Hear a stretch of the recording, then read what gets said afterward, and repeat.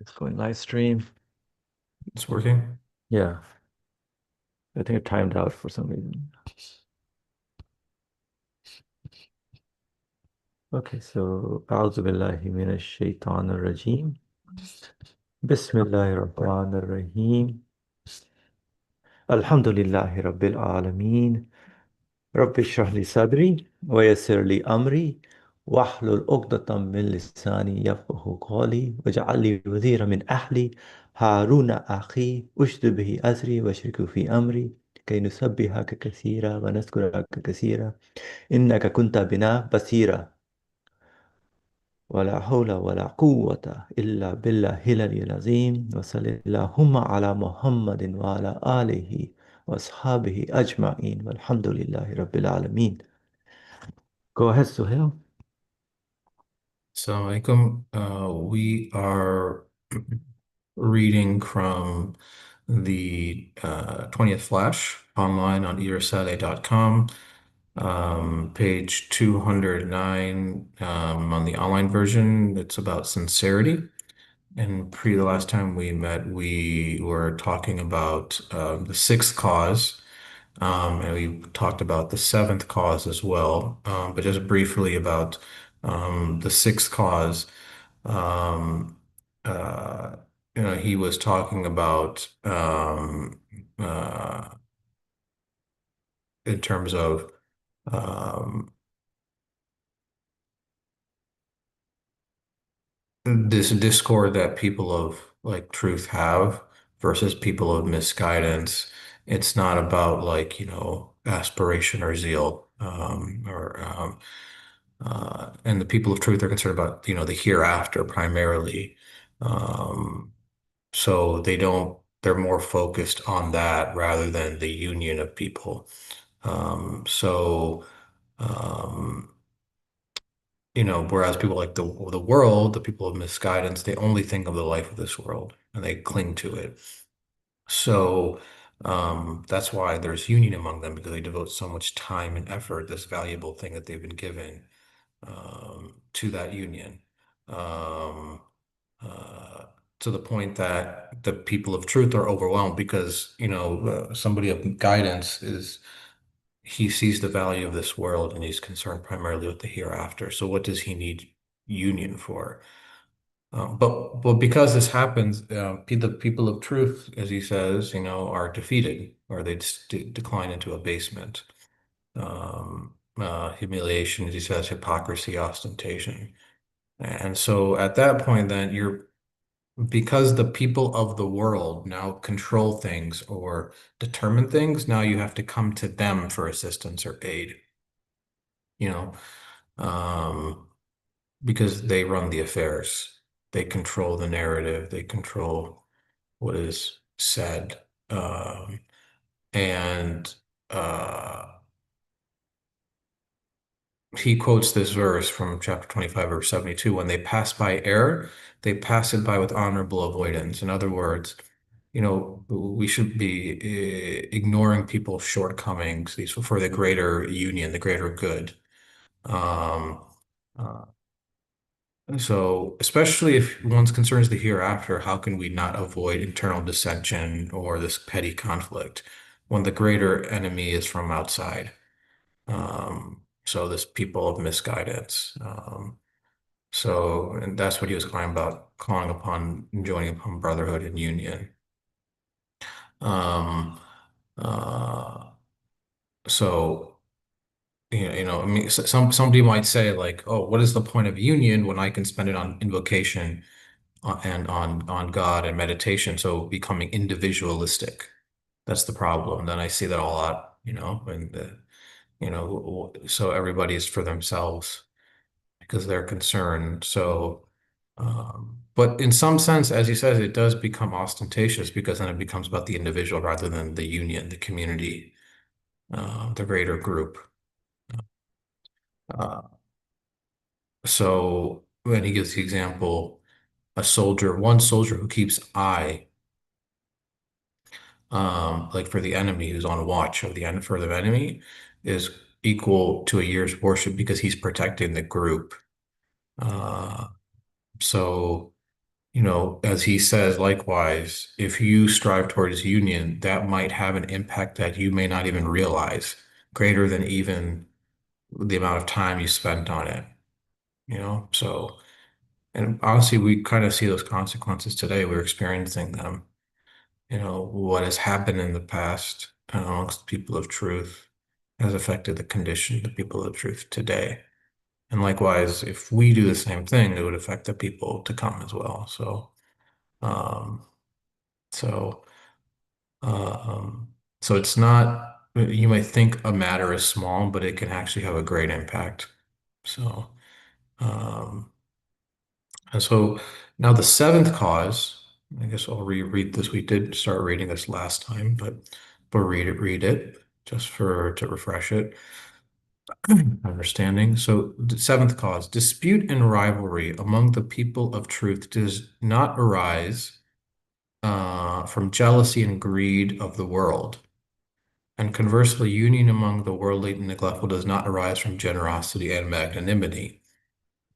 It is right that the people of truth are unable to preserve fully the magnanimity and high aspiration that proceed from the truth, or the laudable form of competition that exists on God's path. It is rather the people of truth are unable to preserve fully the magnanimity and high aspiration that proceed from the truth or the laudable form of competition that exists on God's path. Infiltrated by the unworthy, they partially misuse that laudable form of competition and fall into rivalry and dispute, causing grave harm both to themselves and to the Islamic community. As for the people of neglect and misguidance, in order to not lose the benefits with which they are infatuated and not to offend the leaders and companions they worship for the sake of benefit, in their utter humiliation, abasement, and lack of manliness, they practice union at all costs with their companions, however abominable, treacherous, and harmful they may be, and wholeheartedly agree with their partners in whatever form may be dictated by their common interest. And as a result of this wholeheartedness, they indeed attain the benefits desired.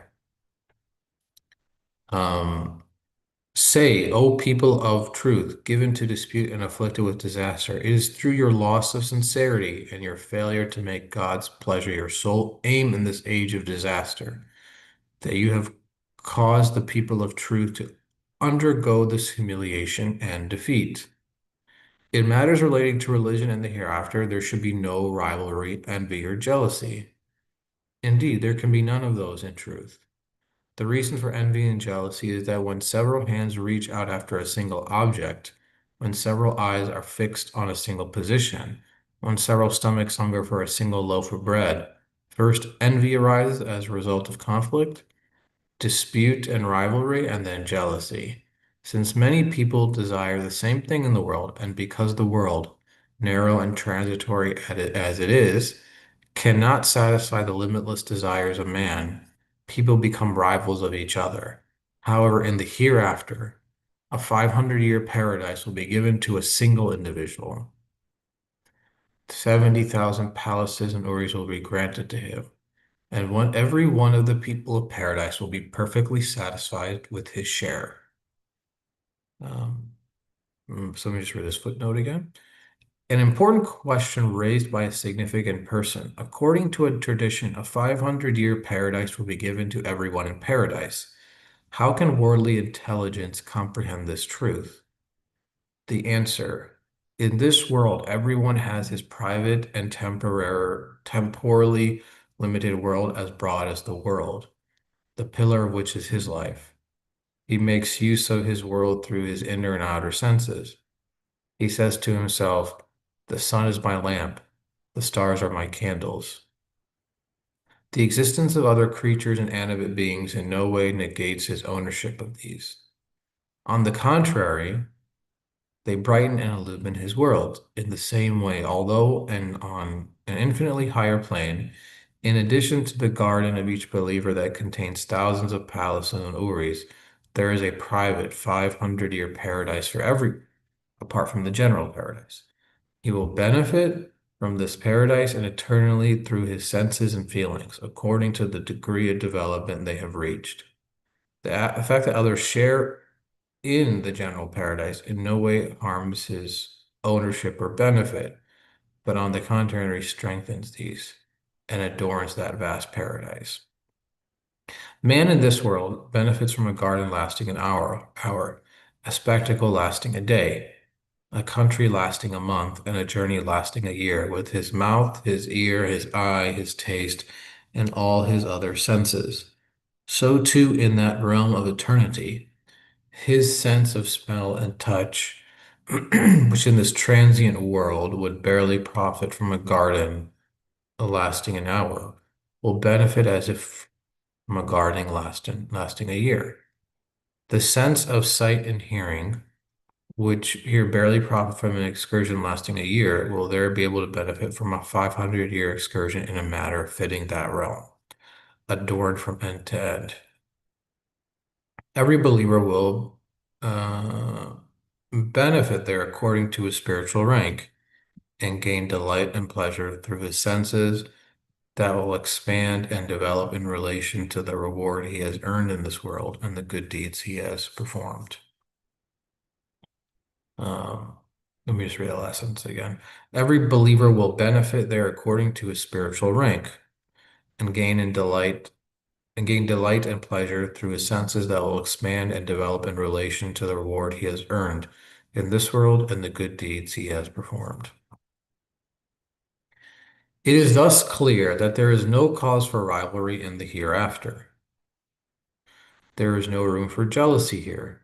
The one jealous here is either a hypocrite seeking worldly result through the performance of good deeds, or a sincere but ignorant devotee, not knowing the true purpose of good deeds and not comprehending that sincerity is the spirit and foundation of all good deeds.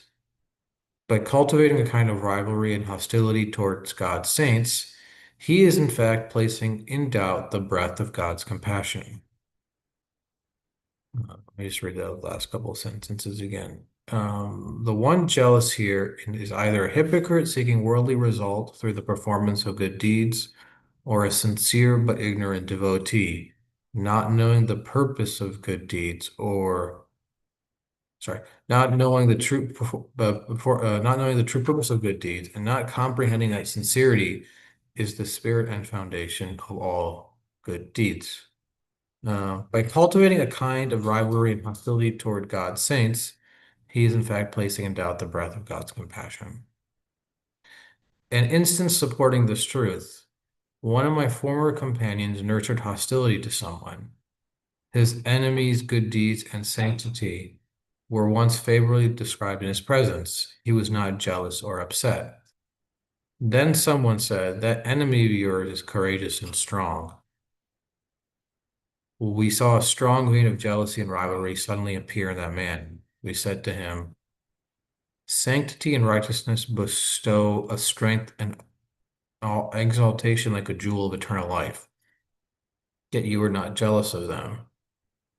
Now, worldly strength is to be found in oxen, and courage in wild beasts. In comparison with sanctity and righteousness, they are like a piece of glass compared to a diamond."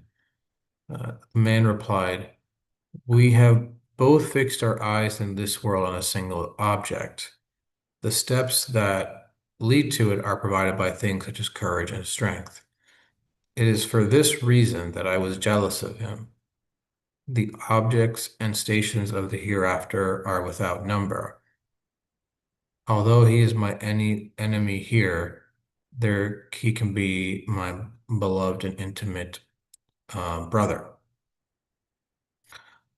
O people of the truth and the path, the service of the truth is like carrying and preserving a great and weighty measure. Those who carry that trust on their shoulders will be happy and grateful whenever powerful hands rush to their aid. O people of the truth and the path, the service of the truth is like carrying and preserving a great and weighty treasure. Those who carry out trust on their shoulders will be happy and grateful whenever powerful hands rush to their aid. Far from being jealous, one should proudly applaud the superior strength, effectiveness, and capacity of those who in upright love come forward to offer their help. Why then look on true brothers and self-sacrificing helpers in a spirit of rivalry, thus losing sincerity? You will be exposed to fearsome accusations in the eyes of the people of misguidance, such as pursuing worldly interest through religion, even though it is something 100 times lower than you and your belief, earning your livelihood through the knowledge of truth and rivaling others in greed and I'm not sure what this word means, acquisitiveness. The sole remedy for this disease is to accuse your own soul before others raise these charges, and always to take the side of your fellow, not your own soul. The rule of truth and equity established by the scholars of the art of debate is this: whoever desires in debate on any subject that his own words should turn out to be true, whoever is happy that he turns out to be right, and his enemy to be wrong and mistaken, such a person has acted unjustly. Not only that, such a person loses, for when he emerges the victor in such a debate, he has not learned anything previously unknown to him, and his probable pride will cause him loss.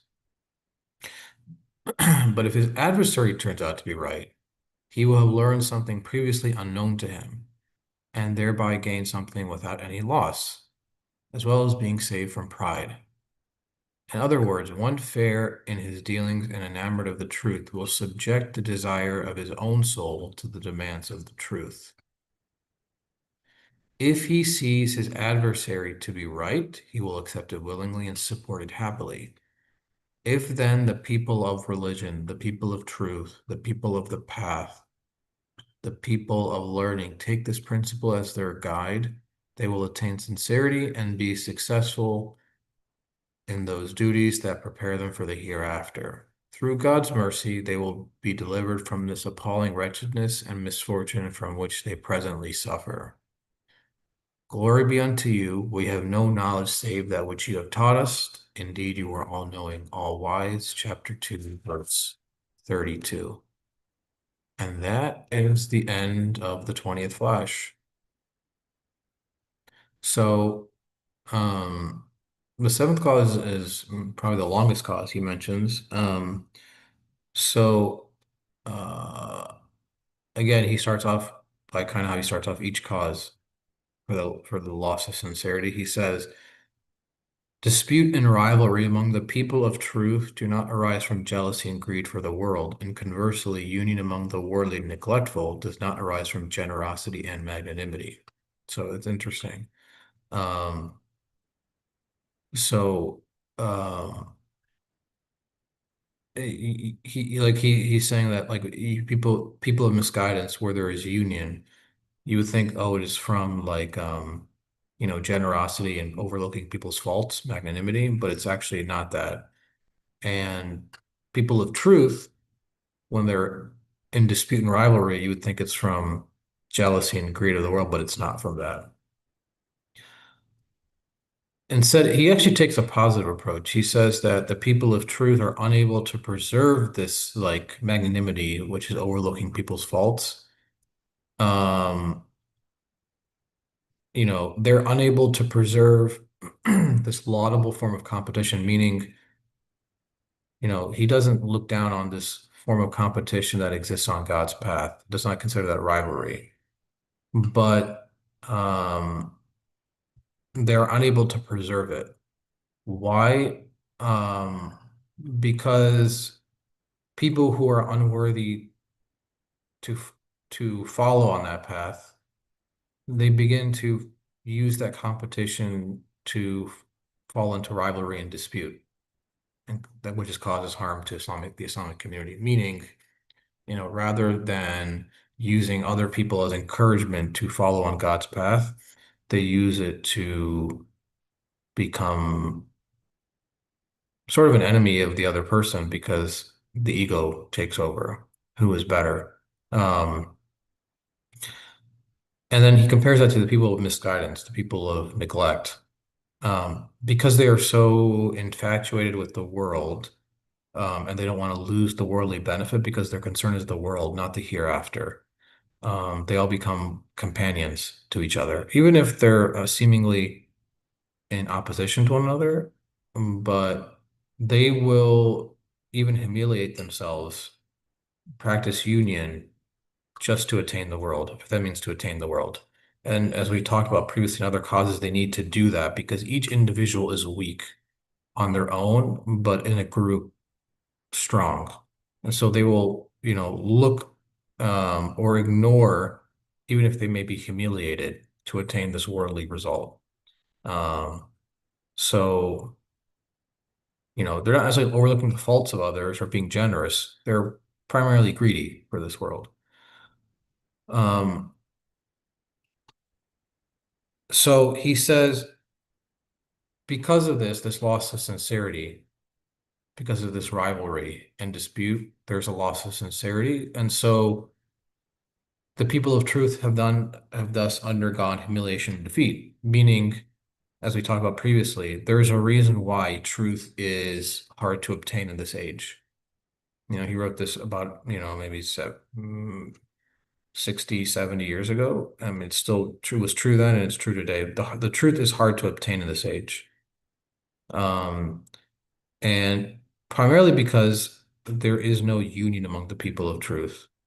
Um, and he says, if the people of guidance, the people of religion are truly concerned about the hereafter, then how can you be envious or jealous or have rivalry with one another?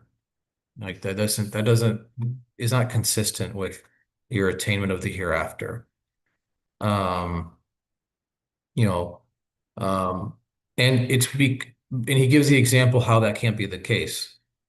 He gives the example that, for example, if multiple people are fixated on a single object, like for example, a loaf of bread, you might have envy and then rivalry and jealousy because they're all looking for the same thing in this world, which is not limitless. The world is transitory and cannot fulfill the limitless desire of man. However, in the hereafter, everybody is given their share and it's not taken away from, there is no limit per se. Um, and so he gives the example of in the hereafter, a 500-year paradise will be given to a single individual. Um, and everybody will be perfectly satisfied with their share. And actually, he uses this example then to sort of reorient our perspective of the world, even though, like he says, people may look to a single loaf of bread and become, you know, envious and have dispute and be jealous because there's only one loaf of bread to satisfy multiple people. He says rather, looking at the world from the perspective of paradise, if when you think about it, um, one person in this world, his world is the entirety of the world. Even though there are many creatures and other animate beings in this world, they don't diminish from this world, and in fact, they contribute to it. So his world becomes more expansive with the amount of creatures that exist in this world, or the planets, the galaxies, as far as you can see. And so no one limits his enjoyment of this world from that perspective. In fact, they add to it. Um, Even if he has like a private garden or a private home that benefits him, the entirety of the world becomes his home, and each being contributes to that house of his. And that's how he compares. That's how we should be looking at this world, because in the same way, that is paradise. Um, so rather than looking at people as being a potential rival, we should look at them as being someone who can illuminate our world. Um, so he says there should be no cause for rivalry in the hereafter, because as he says, you know, especially in the hereafter, how can you be envious someone when um, man's limitless desires are fulfilled in accordance with his senses. Like he desires eternity, it's given there in the hereafter, like for example. So how can you be jealous of someone else? You're all obtaining the same thing, but no one's share diminishes from someone else's share. Um, and likewise, he gives the example of good deeds. There should be no jealousy there. So thinking that somebody has done something good and you haven't, is being a hypocrite. Well, it's either being a hypocrite, meaning you think the deed in and of itself has something to do um, with the result, and not knowing the true purpose of good deeds, which is the, you know, to, as he says, to seek God's pleasure, even if it's an Adam's way, it doesn't matter. The hypocrite doesn't understand that. He thinks that because somebody else is doing something, it diminishes, again, his perspective, it diminishes from his share. Or he doesn't just know the true purpose. So maybe somebody's a hypocrite because he's jealous of somebody, envious, or he gives the example maybe because they're seeking worldly result to the performance of good deeds. So he's trying to do a good action, but he's seeking worldly result. The two don't go hand in hand. They don't make sense because the perspective is hereafter in which no things can be diminished. So his aim is completely wrong. Or somebody who's just ignorant because he thinks good deeds is like a bank account, like you just pile up good deeds, rather than seeing that even an atom's weight can be the ability to attain sincerity or God's pleasure. So, so he was giving that example. I mean, this is all about being envious and then therefore leading to rivalry and jealousy. And so he gives another example of this truth. He says, one of my former companions nurtured hostility to someone. His enemy's good deeds and sanctity were once favorably described in his presence, meaning he wasn't jealous or upset about somebody's sanctity, his righteousness. But then somebody said he is strong and courageous, meaning apparently worldly things. And then he became jealous. Um, and somebody replied to him, or the group replied to him saying, you were commending or speaking highly of his sanctity and righteousness, which is a jewel of eternal life, and you weren't jealous of him. Now, worldly strength, you became jealous of him, and courage, even though you can find strength in wild beasts or oxen, as he says, and courage in wild beasts. So, like, why are you jealous of that? When it's like it has something to do with the world. And he says, sanctity and righteousness, they are like a piece of glass. Um, sorry, strength and courage is like a glass, it's like a piece of glass compared to a diamond, which is sanctity and righteousness. The two are not on equal planes. One concerns the world, one concerns the hereafter. And so the man replied, he says, because we fixated our eyes on a single object in this world, which is strength and courage. Um, and the steps that lead to, sorry, his eyes are their eyes are fixated on a single object to obtain something. And the way to obtain it is strength and courage on a single object. So that's why there was jealousy and rivalry and envy. But in terms of the hereafter, sanctity and righteousness, the objects are without number, meaning paradise or the hereafter is limitless. And so he cannot be his enemy there, an intimate brother, whereas he is his enemy here. So that's kind of what he was describing earlier, is that we see the world as the sort of single object that's unable to fulfill the limitless desire of man, and we become jealous. But if we understand, the people of truth, that they're after the hereafter, there cannot be any jealousy or rivalry in that regard. Um, and then he goes on, he ends this section by saying, uh, O people of the truth and the path, the service of the truth is like carrying and preserving a great and weighty measure, meaning the being in service of the truth, of guidance, whether instructing oneself or instructing others or serving this truth, it's a weighty task, it's a weighty treasure, the preservation of it. So, and those who carry this trust, they'll be happy and grateful whenever somebody comes to their aid. Um, and so when somebody sees that, uh, one shouldn't be jealous of that just because they're able to do that, but somebody should be applauding their superior strength, effectiveness, and capacity. So maybe you or I don't have the ability to serve that path, but maybe some others are. We shouldn't be jealous of them per se. Um, uh, so, far from being jealous, one should applaud their superior strength, effectiveness, and capacity. Of those who in upright love come forward to offer their help. Like I would say, he says specifically in upright love, meaning if they themselves are sincere about offering help when they have the strength to in the service of the truth, why should we be jealous of them? Because they are doing it with sincerity. Um, so why look to true brothers and self-sacrificing helpers in the spirit of rivalry, thus losing sincerity?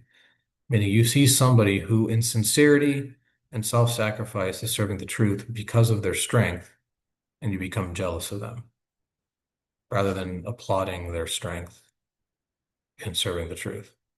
Um, so in some sense, you're pursuing worldly interest or religion, as he says, even though it's something 100 times lower than you and your belief.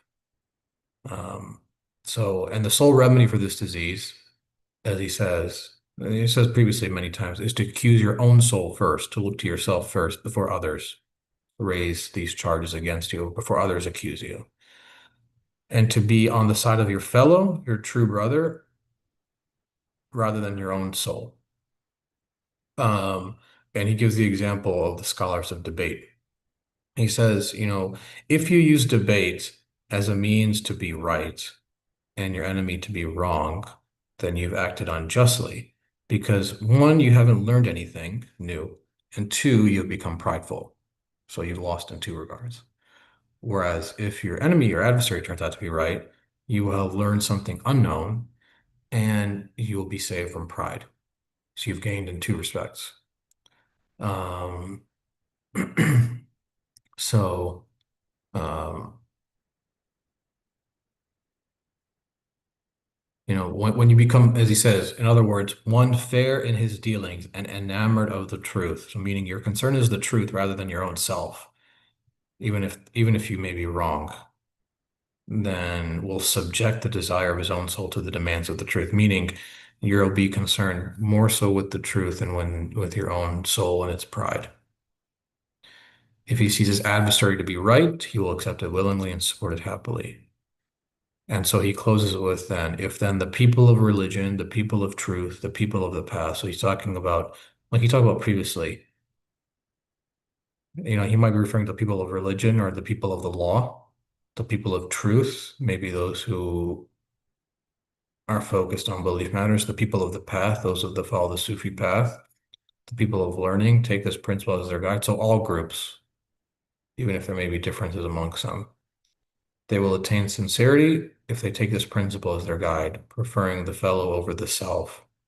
Um, you know, Not being envious or jealous of something that is limitless, which is the hereafter. Not being jealous of someone who has the ability to serve the truth because of their strength, but applauding them. So if they will attain sincerity and essentially union, that's the goal, and be successful in those things that prepare them for the hereafter. So through God's mercy, they will be delivered from this appalling wretchedness, which is this sort of loss of sincerity and lack of union amongst the people of guidance and misfortune from which they presently suffer. So in other words, the people of truth appear defeated. And he closes, Glory be unto you. We have no knowledge save that which you have taught us. Indeed, you are all knowing, all wise. Chapter 2, verse 32. So that is the end of the 20th flash. I don't know if you had any comments. I know Adam has joined us as well.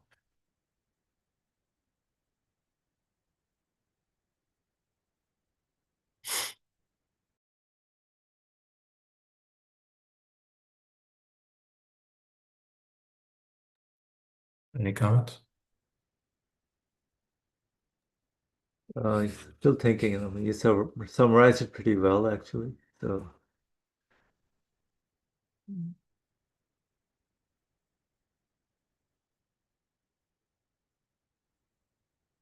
Okay, no worries.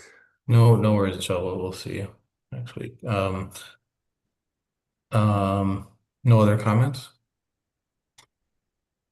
So he has seven causes essentially for the loss of sincerity amongst the people of truth. Right, Um, and so I don't know what you think is a common thread, but a lot of this has to do with man's, as he closes by the seventh cause, like man's preference of himself over others. That's a common thing. So the preference of the self over others, this fixation on a single object. So we think of it as like we are concerned about people of truth may be concerned about the hereafter, but they see the hereafter. And so because like a common theme he mentions in these seven causes, as I said, preference over the self over your fellow brother. Um, and then um, even if there is faults amongst others, as he quotes in a verse, like we read from the sixth clause, overlooking those faults. When they pass by an error, they pass by with honorable avoidance, chapter 25, verse 72.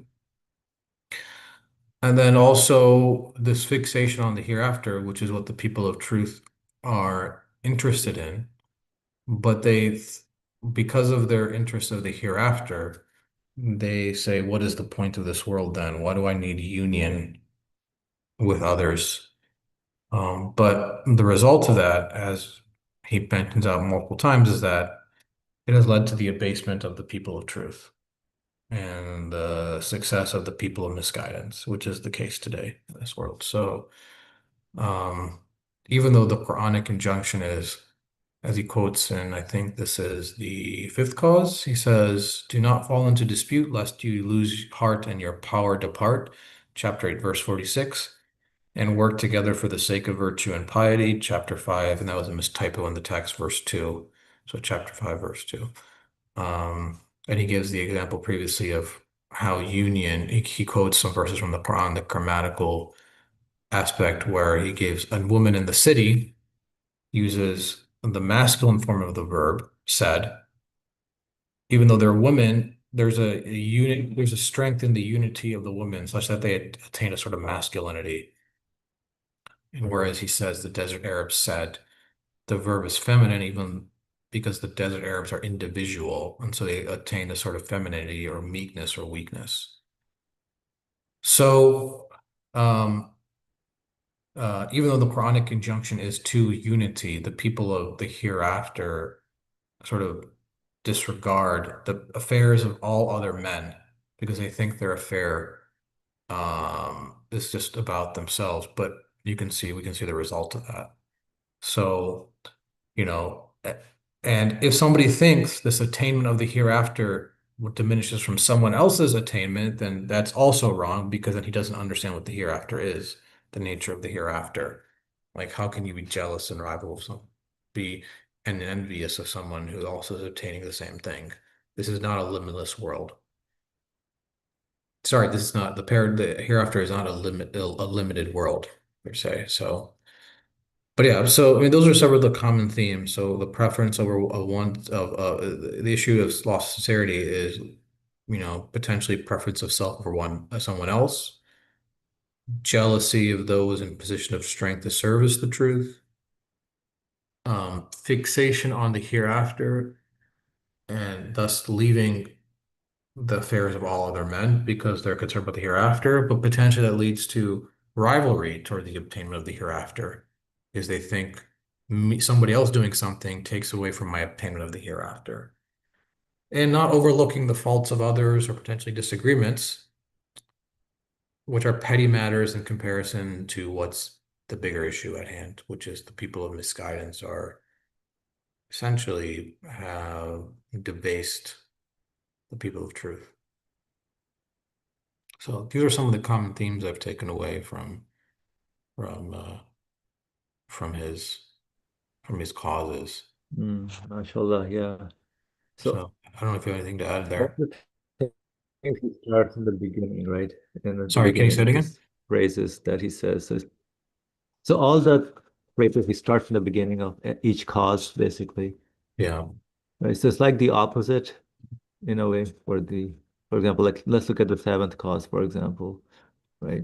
And then he says, so greed and jealousy for for the world basically is, although it seems as if it's not the case, but right, so rivalry among the people of truth is not from jealousy and greed for the world. And Yes, again, that's really for the people who are the worldly, basically, who are actually falling into the jealousy and greed for the world. Because if correct. one has that attitude, temporariness, and just get the benefit, and selfishness and ostentation, boastful, right? Whereas for the people of the truth, they don't realize it, but it's the magnanimity of the cause that they're looking for, right? Arise from generosity and magnanimity is actually something tied that, but in the civilization, current civilization is completely opposite the way everything is presented.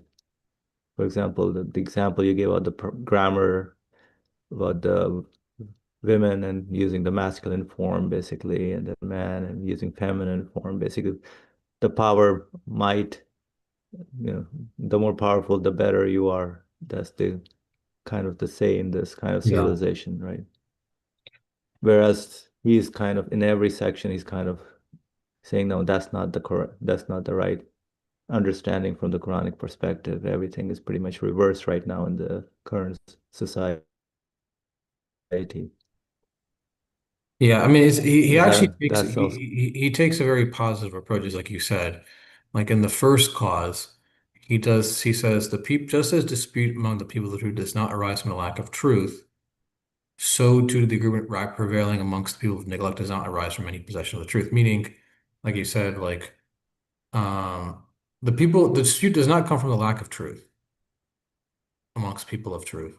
And the agreement amongst people of neglect does not arise from possession of the truth. Rather, its specific duty and part has been assigned to classes in society, those in politics, secular education, various groups and societies. Um, so, uh, or in other words, like in the first cause, he's saying that it's actually, it's not that the people who do not have the truth, but it's that the issue is that um, for the people of religion, the scholars, the those who follow the path, their duty is concerned with all men. That's where dispute happens. Their material reward is not set and specified, and their share in social esteem and acceptance and public attention is not predetermined. They're all looking for the same, like their affair is concerned with all men. That's where maybe dispute happens from one respect, this apparently worldly respect. Where the second cause, he says, um, the dispute among the people of God is on it, um, is on account of their dignity, meaning there's dispute because of their dignity, not because they're abased. It's another positive thing. So, like, he's very positive in his critique. Said here, he says it's because the affairs concern all men. That's why the people of truth may be in dispute. So it's not because they're looking for material war. It's not set and specified. Their social esteem has not predetermined. right. So it's not because they're obtaining something like, oh, it's because their affair concerns all men. Um, so second cause, But it's the dispute happens because the people of truth kind of lose their track in a way, right? sorry, To lose their what? lose their track in a way in terms. Correct. Yes. Lose like the aim. Exactly. And he Yeah. says that in the second cause, dispute amongst people of misguidance is not because they lack dignity, but because they have dignity. So it's like another positive way of looking at it. I Um, see. Yeah. Yeah. you see what I'm saying? They is on account of their dignity. Um, so because the people of truth, um, he says because the people of guidance and religion, the religious scholars, and those follow the simply Sufi path, because they rely on truth and reality, their concern is him and him alone, their sustainer, and not necessarily, you know. other men or the world or the worldly matter. So they don't think that they're in need of others, but only in him, in need of him. So that's dignity in some way when you think about it. It's just that they sort of missed the aim. Correct. Yeah. Yeah. So, So uh, that's where he's yeah, highlighting that be careful as yeah. if you And want to then, give out the truth. yeah. And then in the third cause, he says, you don't have the loss of sincerity um, is not because people of truth lack zeal and aspiration, meaning they're not serious about this truth. It's not because of that. Um, it's because they have zeal and aspiration.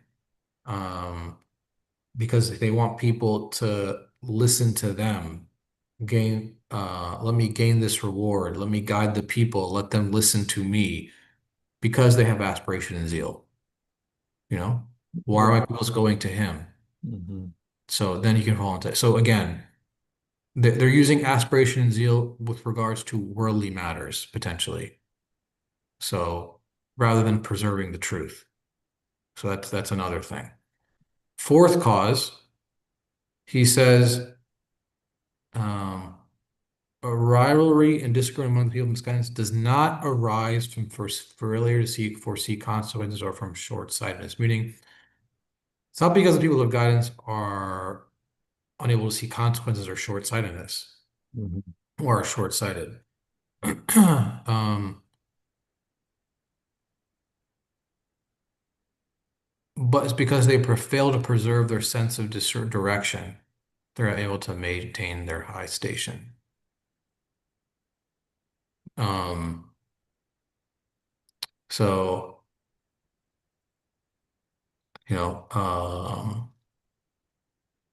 fifth cause, it's not the result of weakness. And this is where we were talking about the verses he mentions about Quran. Correct. Yeah. Um, because we don't work together in the sake of virtue and piety. We fall into dispute, as he quotes in the Quran, lest your heart and you lose heart and your power depart. It's because we think of ourselves as so individually strong because of our connection to the source, to the sustainer, to the Lord. So it's Hmm. not because of weakness per se. It's because we think of our individual strength as sufficient. Because of not Right. because of ourselves, but because of this connection to him. That's why he gives the grammatical interpretation of the Quran. Right. Sixth cause, it's again not because of the lack of manliness and zeal or aspiration.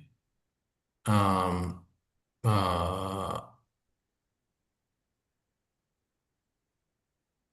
it's it's because of that. Their concern is the hereafter. That's why they dedicate their entire time to the hereafter. And so they uh sort of, if somebody has an error or fault, and because of their concerns the hereafter, they're like, why bother with establishing brotherhood and union with my fellow person on the path? Quotes the verse, when they pass by an error, they pass about with honorable avoidance. Um, so, um, that's another reason. And then seventh cause, which we just read, doesn't arise from jealousy and greed for the world. Um, uh, but they're unable to preserve fully the magnanimity and high aspiration that proceed from the truth or the laudable form of competition that exists on God's path. So, um, it's in other words, like as he's saying, it's that the path of the truth, God's path, has these positive qualities, but it's just that man misses the aim then. He loses track because of his soul, Right.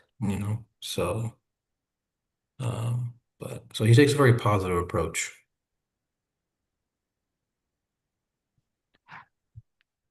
Yeah. So it's a positive approach to take in Mhm. this kind of scenario, like in the first. The first two sentences that he mentions, basically, right? That's what you're saying is positive, or Yeah, it's very positive. It's not like, harsh in that regard, but it's saying that the yeah, yeah. the He's soul not is what really brings like us down, the nafs, like this okay. In that ego. sense, I see what you're saying in that sense. Yeah. It's the ego that takes Yeah, us away from this. he doesn't attack Yeah. it immediately. Yeah, he doesn't. Correct. Yeah. Yeah, So he doesn't actually attack the sincere. In other words, he's saying that, like, I think that the people are sincere in following God's path, but but they lose sincerity when they succumb to the whims of their soul. And as a result, you lose union. You become jealous. You become rival. You have rivalry. You have envy of others. And so you lack union and because of it, and that's when you are abased, the people of truth. It's not right. because the thing you are after, God's pleasure.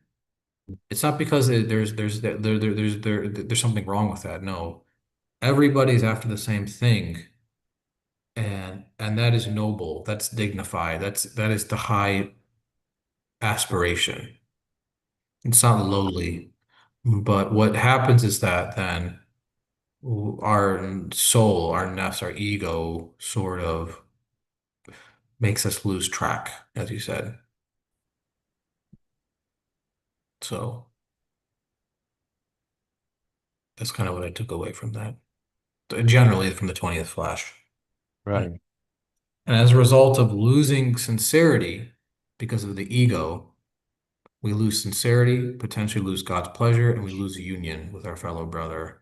And as a result, the people of truth are abased compared to the people of misguidance. Mm. So, yeah. So those were my like sort of general thoughts. I don't know if you had any other thoughts about. No, I think this is something to think about. Yeah. Um, yeah, I mean, I guess we can pick up somewhere else next time, but I think the 20 flash was good in terms of understanding what's going on in this world. Right, right. Yeah, all the concepts are kind of reversed in a way in many. Yeah, yeah. So, do you have Yeah. any closing thoughts on the 20th flash? I mean, yeah, those like whatever we are kind of in this world that we're living in, we have to reprioritize our things in a way. Yeah, Yeah, it's not really somebody not being impressed by many of the qualities or whatever the things that are promoted in civilization as correct. this is the value that the values that are being propagated are not really what the people of truth need to be involved with. Yeah, yeah, that's true. And to form basically a union, right? The brotherhood that he encourages, not pass by, like don't criticize many of the differences, but try to find union in them and work for the same cause in a way. Yeah, yeah, Inshallah. Inshallah, yeah. I mean, it's not easy to do based on what, how things are, but yeah. No, especially no, it's definitely not easy to do, but I think that's why he wrote upon it because it's not something easy to do, you know? yeah. So, But it is pretty important because of the way he says in terms of, I mean, the Quran mentions, right, with sincerity a few times. yeah, yeah, So it has some meaning for us actually, yeah, in terms of how yeah, to make it sincere for like we call it for the sake of God or for the pleasure of God, but really what that involves is a whole different subject. yeah, yeah. In some ways, he's kind of saying like pleasure of God, seeking the pleasure of God is this pursuing the path of the truth Right. while subjecting the self, the ego. That's like the path that is what seeking God's pleasure is. Hmm. In that, how can you seek God? Like it's interesting, like how can you seek God's pleasure if your soul is what you're concerned with, you know? Right, right, Your egoistic desire. There's no God there. There's yourself, there's me, you know. right, right, So, it's in other words, the people of truth, they should be concerned with the truth primarily and not their self, subjecting the self-centeredness that man has right, right. for this worldly attainment. So, yeah. So inshallah. So we'll continue next time with the 21st, inshallah. What do you think, right? I mean, if you want to talk about it, we can stop the recording here. Okay, Bismillah ar-Rahman ar-Rahim. Subhanaka la ilma lana illa ma alamtana innaka antal alimul hakim. Wa akhiru da'wana alhamdulillahi rabbil alamin.